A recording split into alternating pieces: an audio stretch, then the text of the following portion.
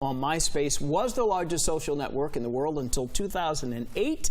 It's been dwarfed, almost out of business, by Facebook, LinkedIn, pretty much everything else. This may leave you thinking you can tune out news of the breach, but Mike Wispy from Tech2U says otherwise. So was that part of, you think, the hacker's scheme was to get into MySpace, thinking people had just abandoned it and left all that stuff behind? Well, in 2013, MySpace released a new version of their site which had way better security than it did previously. But all the data of the user data, like passwords, email addresses, things like that, was captured by an online hacker and posted to a forum. So all the data prior to 2013 is up for sale. So for those people, and many of us have MySpace accounts that we haven't logged into for years, should we go back in, delete the account, change the passwords, or is that too late? Well, the data is there now.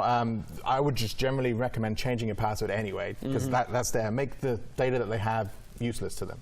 So this is actually the largest data breach of all time, which is quite notable. 360 million different accounts are involved. That's 427 million different passwords that are available up for sale on the general hackers forums.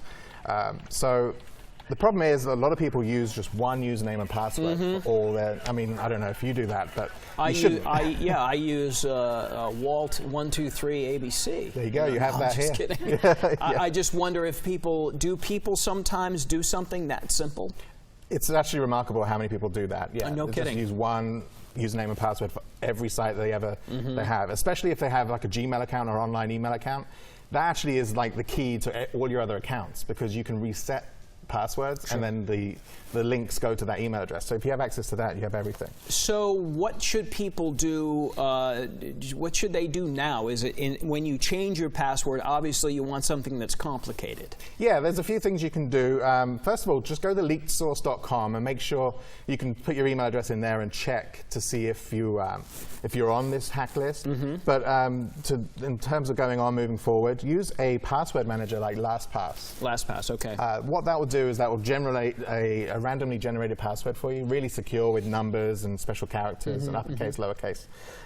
Or you can just generate your own algorithm. So perhaps you can think of a phrase that you remember, a phrase that's always in your head, and perhaps take the first letter of each of the words in that phrase, and then capitalize every other one, and then add some numbers, of maybe a memorable number for you, like a birthday or some kind of number that's your lucky number. And then a particular, like maybe the website, you can take the first two letters of the website and add that into the password. So every password for every different site is completely different. Have you logged on to MySpace, or how can any people know, any folks find out if they've been compromised themselves by the MySpace hack? So there's there's a website called leakedsource.com. Leakedsource.com. Yeah. So would you have to put in your personal information to find out if you've been compromised? Well, yes, that's something you would be wary of, but just put your email address in there and it will tell you if you're in that database.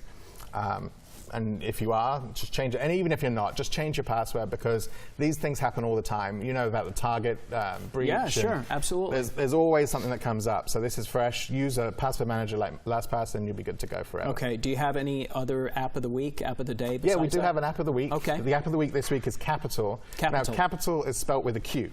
Oh, okay. So it's kind of confusing, but it's pronounced Capital. You can get that at capital.com or iOS store, the Google store. It's a banking app that lets you round up purchases to save. So like, let's say a purchase is $2.50. It will round it up and put that 50 cents in a savings account.